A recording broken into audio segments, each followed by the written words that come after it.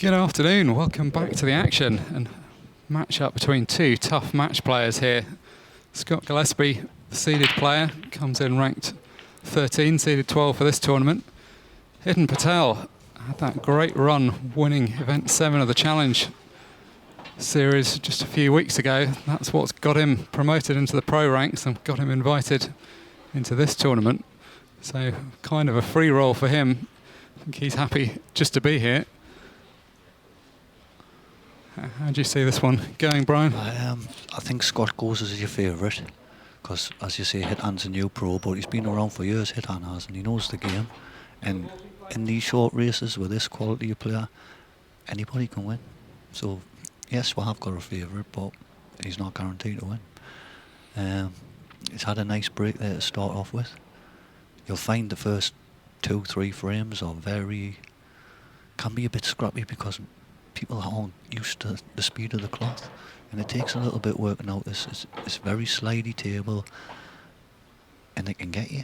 I'm seeing so many players making little errors that you wouldn't normally make, and it's simply the table because it's so quick.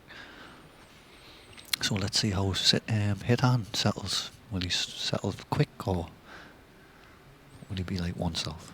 Take a little bit of time. Yeah, he'll have some happy memories of this arena. It was on this table that he won that Challenge final against Lewis Roberts a few weeks ago. It was really only a shot or two from being out of that, and then staged a good last gasp clearance with the clock running down to win the title. Looked pretty comfortable when we saw him out there in that match, but as you say, this arena, the table plays just that little bit quicker, and it's a different environment, and particularly once we get down to the end of the match in the last 10 minutes when there's a 15-second shot clock. Really adds the pressure when you hear those beeps going on behind you. So, I think what you might see Scott doing, he has taken the red away, taken the yellow away with the red, playing the cue ball back up table and leaving nothing for Hiten. That's the sensible shot in this frame. But every player thinks different, and Scott might be thinking, I can have a go at these. Might cut this one in the middle and try and kick the red out. It's a possibility. Because he's only got that red in the bottom right hand segment of the table that's causing him problems, but you can bring it out here. There you go, he's brought it out and now everything goes. Yeah, he's played that beautifully. No surprise really to see him going for the clearance because the yellows were sat nicely, so knew he needed to make something happen there. Well, when you watch the players play, if you've got a dead ball like that, you always try to go for it early in the frame and you don't leave it till later in the frame because you've sacrificed all your balls off the table and then you're open to snookers. So when you're going for your clearances, you must take them out because there's no way to hide when you get left for 1 or 2 balls. There is some instances where it'll help you, but very rare. Having a numerical advantage in balls is very crucial in any form of pool, and particularly with these rules. Like this rule set format, it can allow you to stop-start. You know what I mean? You can go for a finish, fall down, and then put your brakes on. With some other rule sets, once you've fell down and you're finished. You know what I mean? But I fancy Scott to do these, like. Yeah, he's in perfect position now. Ended the season on a high. Runner-up in the last Pro Series event of the season. Lost 10-7 to Dom Cooney in that final, so coming in with bags of confidence. Yeah, and that final he played with Dom, things really didn't go his way in that match, to be fair to him. He spent a lot of time in his chair and Dom played really well. But as I say, the standard of player, anybody can beat anybody. It's all on the breaks on the day. Take your chances, you win. Yeah, 48 of the best pros in the world entering this tournament. Qualifying round that took place yesterday afternoon, or I should say on Sunday afternoon. So 32 reaching the televised stages. Scott didn't have to go through that. He was one of the seeded players, so this is his first match of the tournament.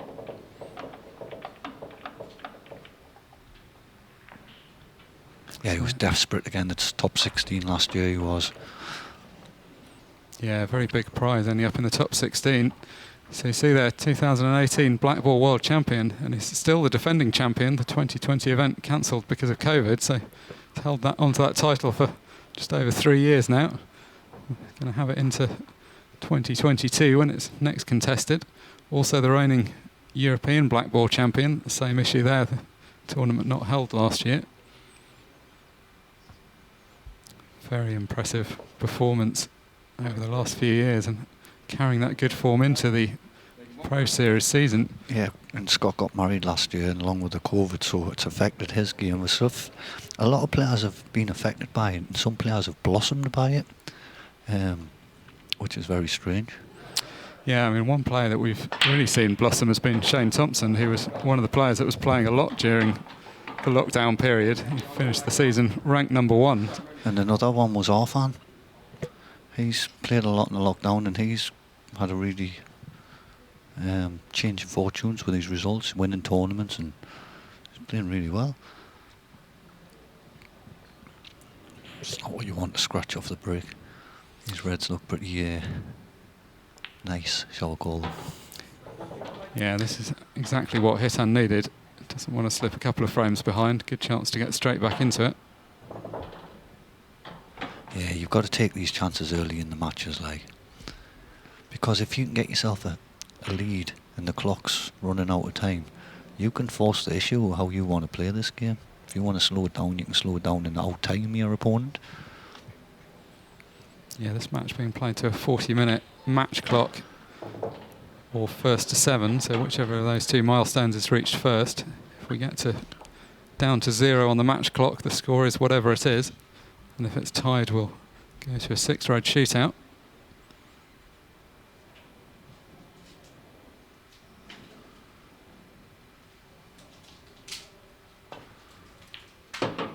Nice. That's a good shot from Hiten. Slipped fractionally out of position, but now back All in right now. in amongst them. Yeah, if you can keep that cue ball under control, you can make this game really easy. When you're losing the white, or easy clearances can become hard. So I can't see him making any errors from here. As you say, he's a very experienced match player. He's played for the Indian national team for a number of years. Might just play a little cannon on the yellow here, just done through the gap between the black and the two yellows. If the black goes in the right hand corner, it's pretty easy.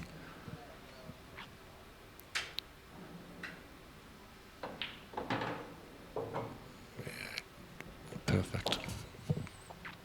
And I think that black does go. He's just had a look there. So just top this through an inch or so, and we'll have 1-1. Yeah, so you can see, obviously thinks the black does pass. He'll be happy Hiten, because that's his first frame on the board as a new professional. That's what you want, isn't it? Get your first frame on TV, and that'll settle him down a bit, give him a bit of confidence. And it lets Scott know also that he's here, he's in a game. Yeah, it's funny how Hiten's December has panned out. There was a moment when he would have thought he had a bit of a hiatus off for Christmas, but by winning that event a few weeks ago, he's qualified for 2 extra events in December, the Champion of Champions last week, and now this Pro Cup. So we see there, World Team Champion semi-finalist with India, and got as high as number 7 in the WPF World Rankings back in 2007, courtesy of a series of consistent results in the World Singles Championships. Very, very experienced match player.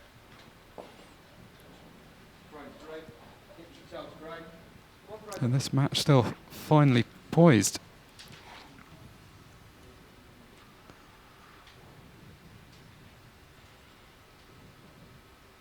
A big, powerful break from Hiten.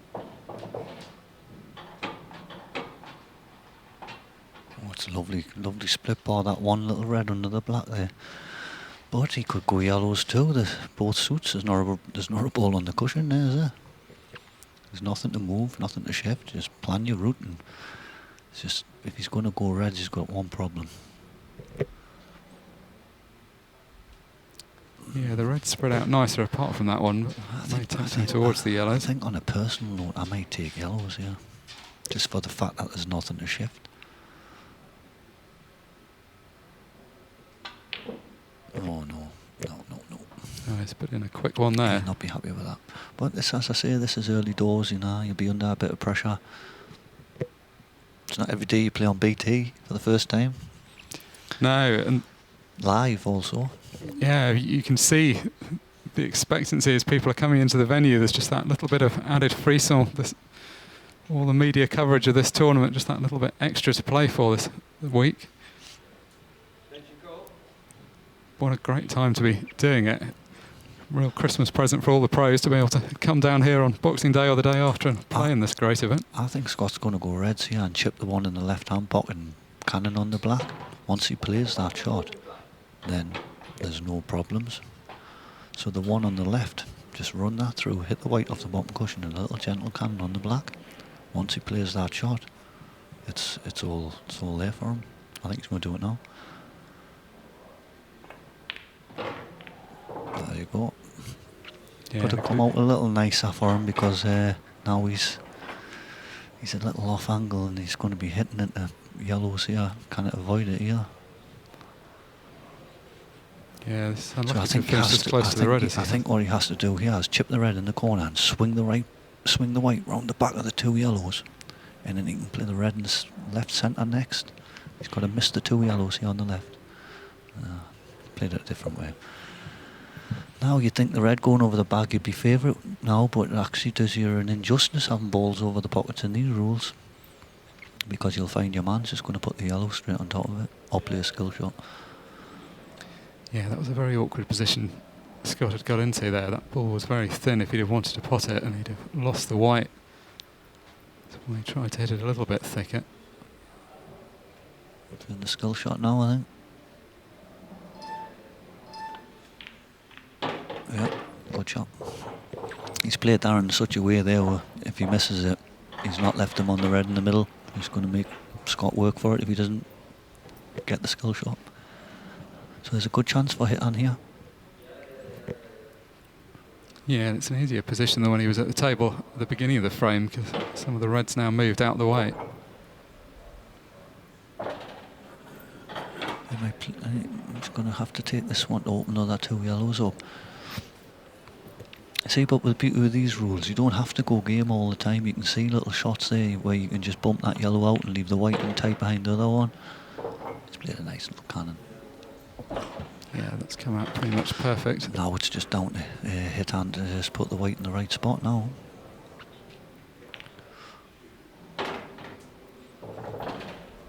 The two players, you'd say it's probably marginally more important for Hiten to get off to the good start.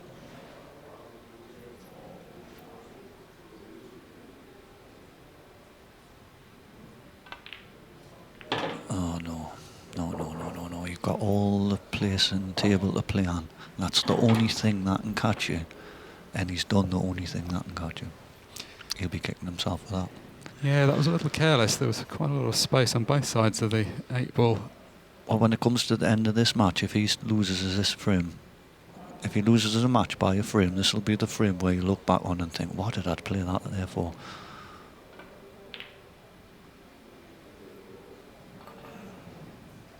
It's not a bad effort, but leaving Scott back at the table,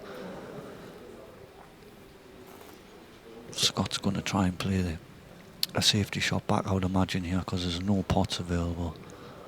And you don't just want to go playing something stupid and handing the frame over.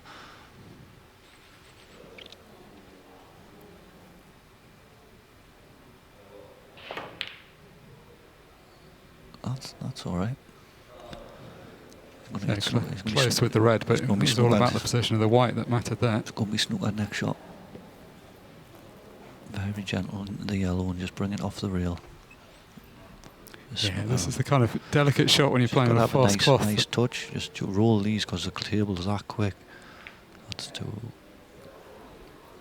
Well, I think that's all right. It's an easy one for Scott to hit, like, and come off the jaws of the top pocket. So, unexpected bit of cat and mouse in the middle of this frame. Hiten's in control here, just by playing that little snooker there. It's put Hiten in the driving seat. Yeah, not difficult to hit the red, but reasonably difficult to keep it safe. No, That little kiss might have helped him if that yellow doesn't pass the red. I think it is go. He's just got to put all his concentration into one pot here. Yep, flies in. Yeah, all about this one pot. Just make the pot. Nope. And how often do we see that? See what's going to happen from this, right? Scott's going to feed energy from this. He's going to feed off the energy that he knows this frame shouldn't be his. He's had 2 goes to win it. And Scott's going to get the idea of like, can't keep missing them against me, and he'll grow from it. Nothing more frustrating as well as a player than when you work your way into an opportunity after a safety battle, but then you get left a sort of tricky opening pot, and then suddenly you hand over a much easier opportunity to your opponent, which is what's happened here.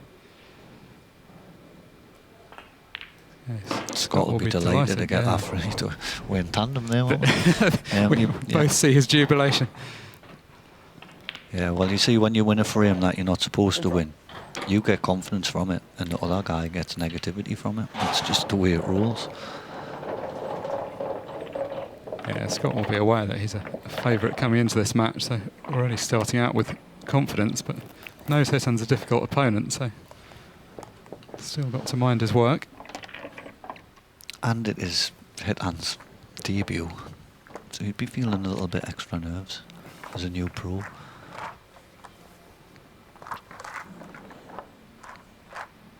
Looking very purposeful in this chair, as always. Yeah, he was saying in the pre-match interview he got married a few months ago, so he's had a lot going on this year. He's not been playing much. I was talking to him in the arena beforehand, and he's been married and the COVID. And as I say earlier, the people who've excelled seem to be the ones that's had the sheds in the back garden that's played right through it. Although I think for some people having a bit of time off, they did come back with a renewed energy. So some did and some didn't. Oh, there's a golden break. Oh, you'll be taking that all day long. And a fist bump. First golden break of the day. Oh, that'll not be too nice in Hiten's thought process. You'll be thinking, why me, why now? We almost saw one in the next match that time. I mean, look how many balls that's passed through there to get through that, into that pocket. Watch how many balls it misses. The shot was Scott, not the shot. He looks very happy there. No, never a bad time for one of those. Guess if you're Hiten, it's not the worst time. Like, it's worse if it's at a deciding frame or a bit later in the match, but still very frustrating to lose a frame so quickly. So the golden break and golden duck in operation in this tournament. Yeah. So if you put the black off the break, you win unless the white also goes in which case it's an automatic loss of frame. So there's a double whammy there for Hiten. Should have been 2-1 up. Now he's 3-1 down. This goes to show you how cruel this game is. If you don't take the opportunities, it'll come back and it'll bite you. Yeah, at this level, one mistake can easily cost you a couple of frames. Obviously, he was a bit fortunate the way that happened, but there was every chance Scott might well have cleared off his own break anyway, so it could still have been the same outcome. Another lovely split. Look at them reds. You cannot moan for lack of good splits for sure, because these are so easy. It's harder not to make these. It's actually harder not to make these here. Yeah, these are set out beautifully. Red ball's in play. Didn't have to do that, but just taking the opportunity to knock the 8 ball into a slightly more favourable position. So now all the reds just pretty much hanging over the pockets. And I guess you could say he deserved a good layout there after he'd watched his opponent get that golden break. Yeah, you Can't must really take begrudge him this opportunity. You must take these.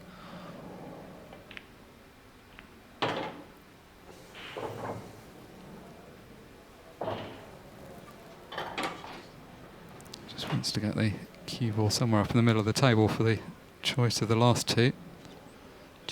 2 cushions, bit aside. No, just played the one. He had multiple ways he could have played that. You see, when you're playing pool as well, like lots of the players have all got different routes. They'll all have the majority of the same one, but there'll always be a different way that somebody will play different to yourself. But because these were so easy, you could have went 6, 7 different ways. Yeah, there wasn't really much position to be played. They were all so close to pockets. They didn't need to do too much. Well, he'll be glad now that he did knock the black into a better position. Yeah, because he wouldn't have been on it, would he? Yeah, he's all right here.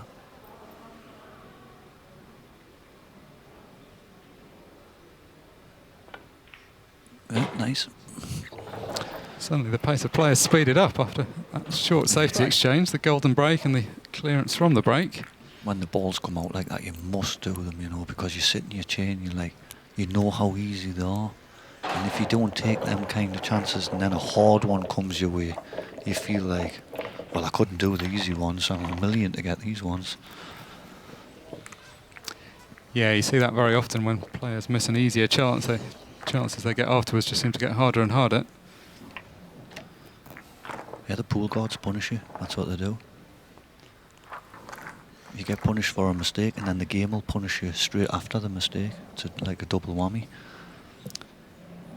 So it's going to be Scott to break in this frame. He'd be very happy if he could emulate what happened the last time round. Not really something you can practice, the golden break. As you saw, the 8 ball got clattered by another ball. It wasn't like it went in directly. He would take that again, wouldn't he?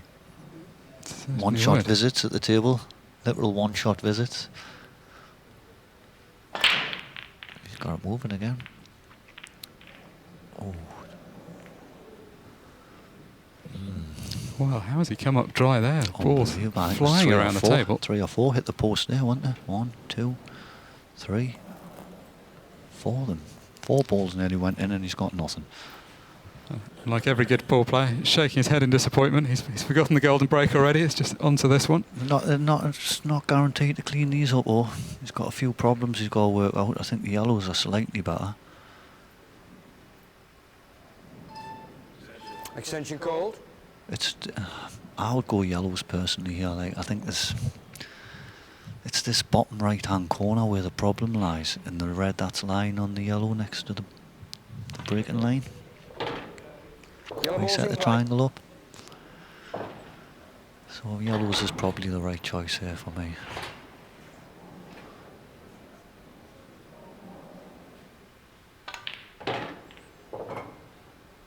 Well, that's gone a bit astray though. That wasn't the cannon he was playing. No. So he's still got the problem that you mentioned of that red and yellow tied up. He's got 2 problems. So he's got the yellow on the side rail as well. That's going to have to be doubled or played on in such a fashion where it's a perfect positional shot. I think the doubles is the option for that one, but he needs to put his foot on the brake here and not just potting for the sake of potting. That's nice. Now there's only one more problem to solve, but as you see, it's getting tougher.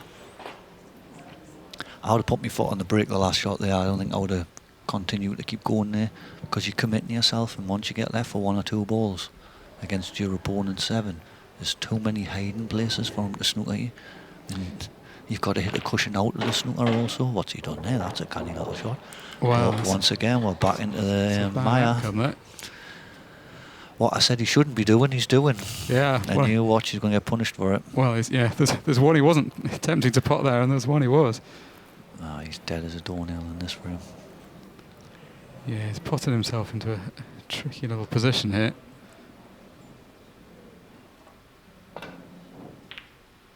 He's hit it all.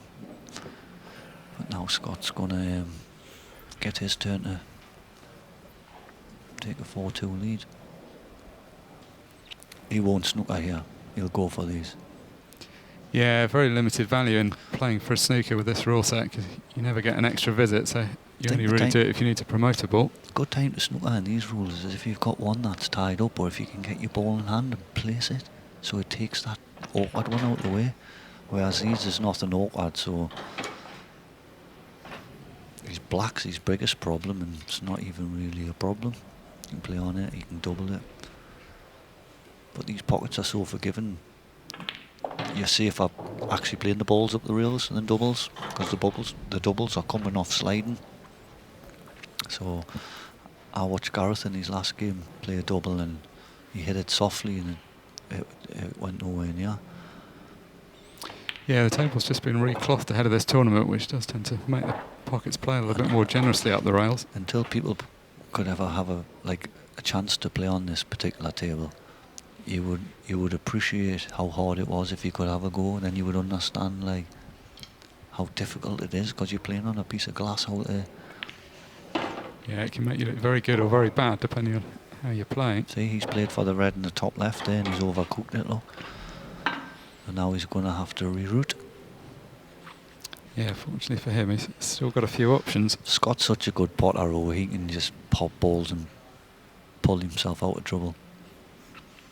Yeah, he's just one of those very steady players that always seems to play the right shot. Yeah, he's a really strong opponent, as Scott, like. That's better. He'd be happy with that.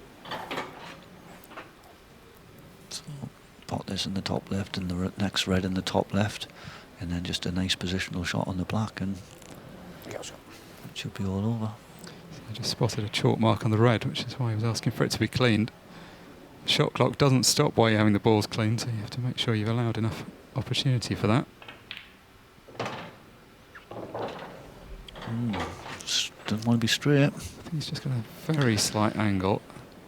That's not too good, that, you know. He's going to have to just drop this in and play it long, I think. I'll come back for the double in the middle. Yeah, it's going long. Now, I like the way he's played it this way, because you see, if he pulls the white to the right hand side and he misses the pot, he's got a Hiten in a real danger. Even if he hangs this, as long as he gets the white to the right hand side of the table, this frame's as good as done. Well, I fancy him to pot it. Yeah, on an older club table, this is a very difficult shot, but on a newly cloth match table, he's fairly generous down the rails. This bottom pocket is as well. Okay, it's but not as generous as that. Look where he's put the white, look. Exactly what I said. If he misses the pot, he now Hitman's got to smash a double in just to give himself a chance. He's got to double this. Yeah, it's a good white. He didn't catch the attempt at the pot too well, but as you say, he's still in a good position. He was thinking, get the white on the right hand side, because I'll leave him nothing. Big shot, this. Great shot. Fantastic. Oh, what a great shot from Hiten. Fantastic. Under the utmost of pressure. And a tricky double to pick out as well from that distance. He couldn't play the cut in the top because he'll end up back on the right hand side of the table again potentially, so that was a great shot, that, especially at 3-2. Oh no. Oh, where's the cue ball? No. Well, that's unlucky. He decided to commit to the pot. There's always a chance the white was going that direction, but it was a difficult enough pot that he didn't want to complicate it by playing with extra spin on the ball. You've got a feel for him there, didn't you? He's knocked a great double in, and then yeah, Scott will be happy. Scott's not really been at 100% this game. He's been feeding off Hiten's mistakes, hasn't he? Yeah, well, he's had a couple of gifted frames one way or another. Oh, this is very unlucky from Hiten. What a great double we see again. And then it was a good shot when it wasn't a formality. The last yellow, he confidently potted this in the middle of the pocket. I think he's stunned this in and not run it. You know what? I think he's stunned it in. Look, he has. He's stunned it in. If he rolls that in, then he doesn't go in off. Yeah, I think that's what he's saying to himself. So I don't know if I put that down to a bad shot.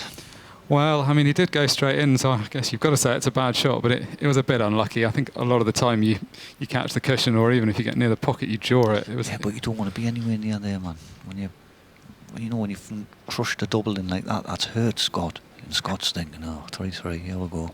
Now Scott's out there thinking 4-2. I've got my lead there I shouldn't really have. Scott should be behind in this game, without a doubt. Yeah, and sometimes that's the luck you need to. Because Hiten's given 2 frames. So it's 4-2 to Scott, and it should actually be 4-2 to Hiten. Trailing 4 frames to 2. So all to do is he steps up to break in frame 7. Oh, he was going in off again. He's had a bit of a... Look at them reds. Look at that for a split. Them reds are beautiful again. He doesn't half crunch them, this fella. See, the white was going straight in there, what? Yeah, needed the help of one of the coloured balls to act as the goalkeeper there. He's just got a pot to open in red. I'd go top right hand corner for your first shot. Little dink into the reel for the red in the middle next, and then just dot to dot after that. Extension called. I mean, the yellows are quite easy as well. It's just the reds are just get that opening shot in. Yeah, I mean, the only thing against the reds is the opening shot, really, isn't it? Yeah, but he's got a plant in the middle. He's got the red in the top corner, so he has got options. So the plant's the choice. No, that's gonna he's gonna get punished for that. Yeah, I mean, that is a bad mistake, really, to split the balls that well. I mean, I think if you're not sure you're going to be able to pot one, you probably do just have to take your medicines and go for yellows, even though they were the less good set. Big moments in the game, this 4-3, 5-2. He should be ahead anyway. Going to be kicking himself, Hiten is. It's not over, though. There's still a lot of time in it, but it just goes to show you've got to take your chances. Red balls in play. You have to take them. Yeah, it doesn't matter who you're playing. You do get some chances, maybe not very many, but it's what you do with them that counts. Right now, this is just a bit too easy for Scott. He's just being given these opportunities. He hasn't played the greatest shot there. He's still all right, though. He's got a pot on. He's good with his cue ball. There's nothing more frustrating as well when you miss the opening board and leave an open table. You're just sat there watching your opponent pot the balls that should have been yours.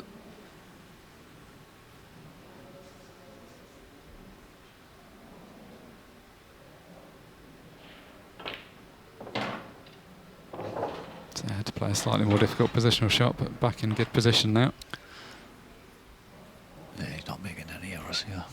He might play the one in the right-hand middle first. Or it's just screw back to the rail, screw onto the black. He's got so many options here. It's just whatever he feels the nicest.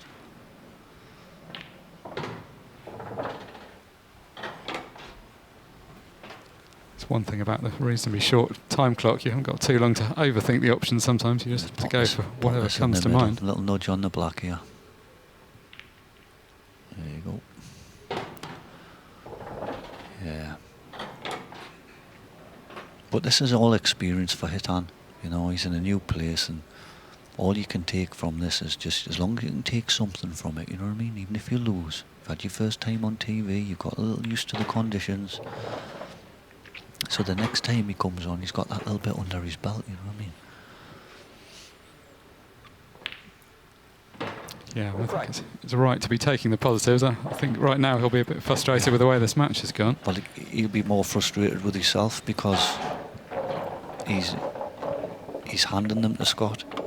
He's handed that one. He's handed the last one. He's handed the one where he snuck at himself behind the black. So for me, he should be 5-2 up, and Scott's probably sat there thinking, keep it up, mate. Keep doing this for me.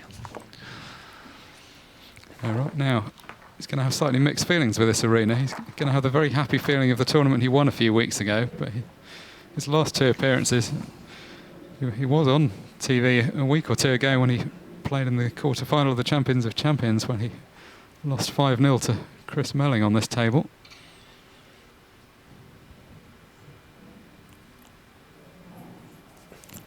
Still, there's life in this match. Still 15 minutes on the clock, so there is time for him to get back into it, but he just needs the opportunities to get started with that comeback. Yeah, but if Scott wants to stop running the time down and messing with him, he's in the driving seat to do with that. Yeah, we certainly could see that in the last few minutes. I think right now it's just on Scott's mind to get over the winning line, just get to 7. A bit of a dead rat, that one. Yeah, it was the racking more than the break itself that was the issue there. You see the way things is going in this game. I would, because them balls are scrappy as though, I would say, go on then, Hiten, have yourself a go. Because you can't get a red, and he wants reds. So instead of sacrificing the ball that you want, you know Hiten's making a lot of mistakes. Let Hiten to the table and say, go on then, go make another one for us. Yellow's not sitting too badly. I think the one furthest to the right does go between the two reds into the bottom right-hand corner. So yeah, he's got a clearance on, but he was being forced into yellows there, and he's not being given the choice of the balls. He's been like, right, you can have reds or play safe. That's your options. You can have yellows, sorry, or play safe.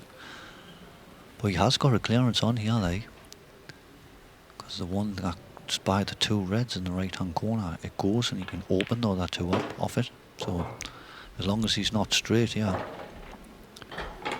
and I think he is. Could have just done that white ball just being a little bit more up table towards the non-breaking end, and then he can just screw that in into the two yellows. He might still be able to do it, like, but jacking his cue now. So is he doing it this time? Yeah, didn't have the angle off that last shot. Looks like he may just have the angle here. Might have. It looks tight, like. Yeah, I think because he's a grippy class, he'll get into this. He will. Yeah, he's played that pretty well. The one thing he didn't quite know was what shot he was going to leave himself. The white was always going to end up on the right-hand Just side. the black's the problem now. He stuns this in the top left-hand corner.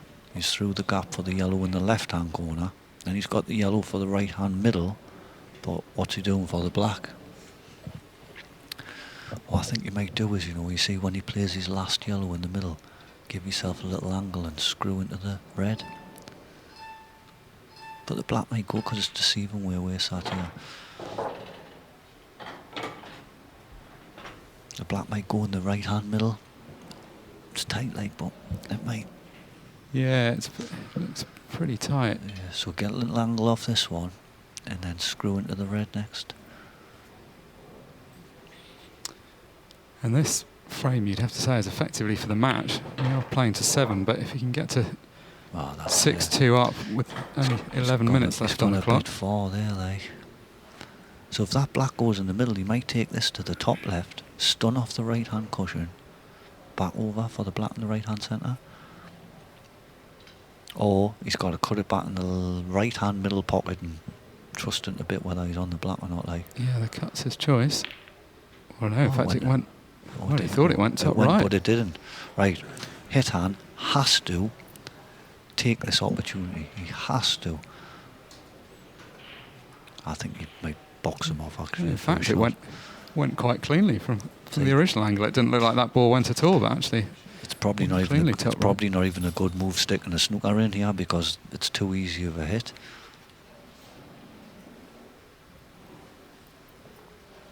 Oh, he's going to pot this and shift the red. This is quite a nice little shot, I like this. He's got an angle to move the red. Nice, lovely. Oh, that's turned out beautifully. That could not have turned out better. I wasn't quite sure that he was going to play it like that, but he'll be very happy with that outcome. I think he deserves that one, Scott. He's got a little smirk on his face there, didn't he? As to say, did you play that? Yeah, I mean, he didn't play it quite like that, but he'll settle for it.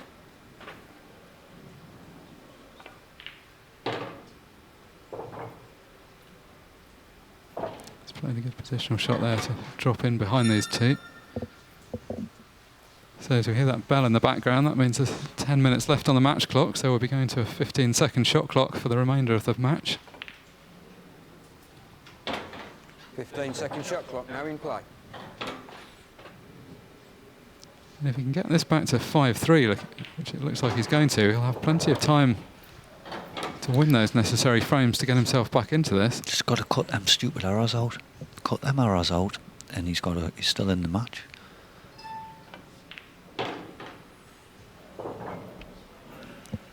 Well, we have a match on our hands still. There's 2 frames behind, but he's still in this match. Both players showing good glimpses of form, but just not quite consistently getting it done. There's that shot again. Yeah, take our hold here, wouldn't he? There was a lot that could have gone wrong with that, because if that yellow hadn't have dropped, he'd have been in a bit of a mess. Even if that red goes on top of the yellow, then Hiten's in big trouble in this frame, you know. See if that red had pushed up to the yellow over the bag and sat there. Hiten's got to play for a re-rack then in this match, because once you've got a red sat on the ball over the bag, ball in hand's no good.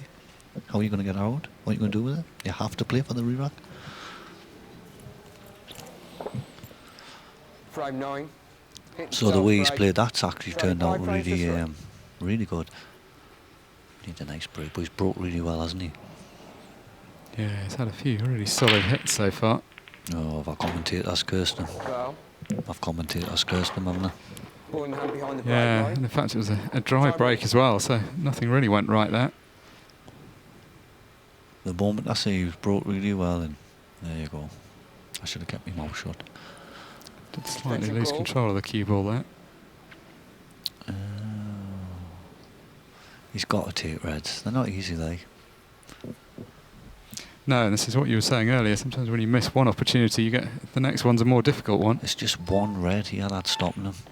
You've got to knock it out again. And it's the Red one balls in that black. sits on the right-hand side next to the 2 yellows on the cushion. Once he can take that one away, every other ball's got a bag. And if he stops a white dead here, he can do it now. See, if he just pulled that white back an inch there, he could have tucked the red in the left corner and he could have knocked it out. But he's probably got another plan, like. Yeah, the other difficulty is now we're down to this 15-second shot clock. That slightly intricate positions like this where you need to think about it a bit, you just don't really have the time for. Well, he's obviously got a way where he's going to do it with. But he did have a good opportunity there a couple of seconds ago. And in fact, that red might even go in this bottom left. If it did, he'd just drop this in. There you go. It's out. There's the problem gone. Yeah, had a perfect angle there to knock that red out. So again, the same equation. This is really the frame he needs to win the match. If he can get to 6-3, there'll only be 6.5, 7 minutes left on the clock after this. If he gets to 6, then it's up to him how he wants to win the match. Do you want to time it out or do you want to get a 7?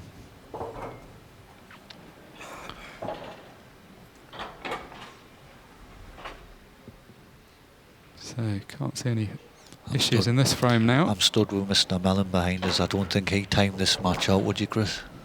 No, not for him, he says. I think Chris would have had the match finished some time ago.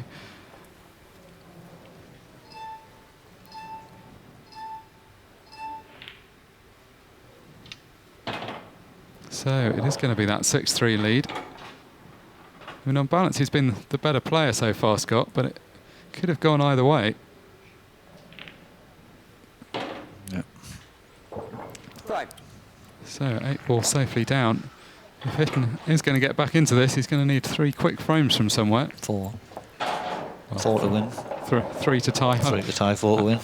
I was saying 4 is unrealistic. 3 sounded fairly Do unrealistic. you fancy a black ball shootout? You fancy running around the table for 30 seconds or so? Like a headless chicken? Well, it's very entertaining. From our position sat here in the commentary box, we definitely fancy. I said a black ball shootout, sorry. 6 red shootout. 6 red shootout, yeah. So, Scott is on the hill, 1 more frame required. And Hiten has allowed no more mistakes. Yeah, I think he's going to need a bit of luck as well, as you say. Like if Scott's at the table, he's going to be able to control it.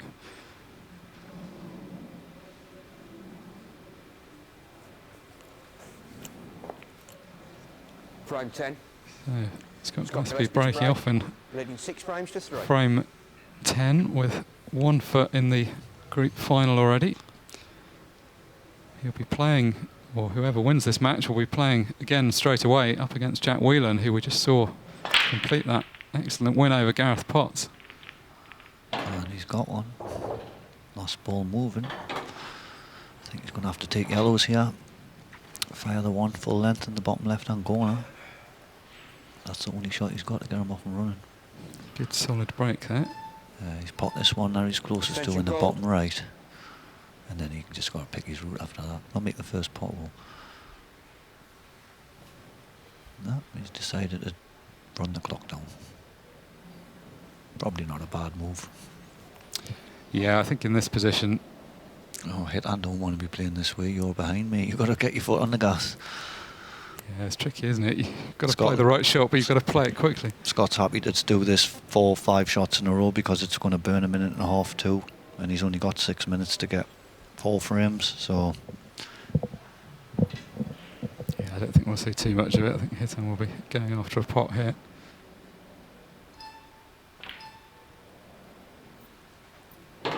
Red balls in play. Time to put your foot on the gas, son.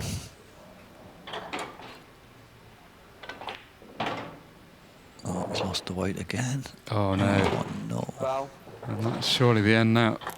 Well, Ball in hand. Time running. he's been in this game, though, hasn't he? This has been his own error, so that's kind of... Yeah, there are times you lose he's- a match by this kind of scoreline when you feel like you haven't really had a chance, but it's beating not been himself like a lot that of at the all. frames. I think Scott would like to get this done. I mean, a win's a win, but I think he'd He's not going to sooner get... just get to 7. He's just not get going the to get a job better finished. opportunity than this. These are easy. He's trying his best to make hard work with, like. In a way, this may not serve Scott too badly. We saw... See, tell he's trying his best. He's still got a shot in this, like, but how to make an easy clearance hard. I'll cut this as in cannon the red now. He'll still make this.